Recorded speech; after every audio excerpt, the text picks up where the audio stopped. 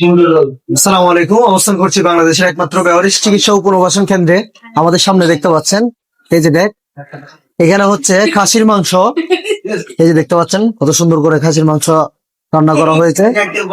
সাথে এদিকে রয়েছে হচ্ছে লাউ দিয়ে, ডাল দিয়ে খুব সুন্দর করে তরকারি রান্না করছে। সাথে এদিকে হচ্ছে চাউল, এদিকে ভাত।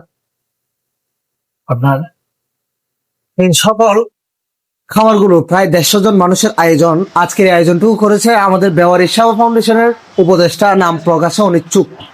আমাদের বেওয়ারি সেবা ফাউন্ডেশনের অকৃত্রিম বন্ধু, যিনি কখনো নাম প্রকাশ করেন না। ওনার নাতনির আকিকা উপলক্ষে আজকের এই সুন্দরতম একটি আয়োজন করেছেন উনি। আল্লাহ তাআলা ওনার যে উদ্দেশ্য নিয়ে এই আয়োজনটুকু করেছে, সে উদ্দেশ্যটা কবুল করুক এবং ওনার নাতনির হায়াতে তৈয়বাতে বিলেদান করুক, সুস্থতা সে যেমন জীবন যাপন করতে পারে তার পরিবার পরিজন নিয়ে। তো আমরা এই আয়োজনগুলো খারাপ হবে আমাদের বেওয়ারিশ মা বাবারা।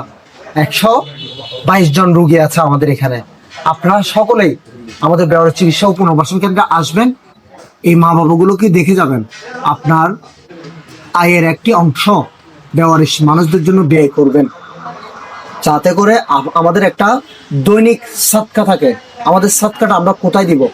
আসলে অনেকেই সঠিক জায়গা খুঁজে পায় না। এটি একটি সঠিক জায়গা হতে পারে আপনার জন্য, যদি আপনি সরাসরি এসে দেখে ভালো লাগে, আপনি চাইলে আপনার আয়ের একটি অংশ এখানে ব্যয় করতে পারেন। তো আমাদের মানবিক শওকত ভাইয়ের একটাই নীতি, উনি সরাসরি রিসিপ্ট বই নিয়ে আমরা কারো কাছ থেকে গিয়ে চাই না। যদি আপনি এসে স্বেচ্ছায় আপনার ভালো লাগে, আপনি শরীক হতে পারেন। এবং আমাদের এই বেওয়ারিশ মা বাবাদেরকে এই ভিডিওর মাধ্যমে দেখানো হবে তারা খাবার খাচ্ছে। আসলে খাওয়ার মাধ্যমে তাদের ফেসটুকু আমরা তুলে ধরি, যাতে করে তাদের পরিবার পর্যন্ত এই ভিডিওগুলো পৌঁছায়। কারণ এই দুনিয়াতে আমরা বেওয়ারিশ হয়ে আসি না।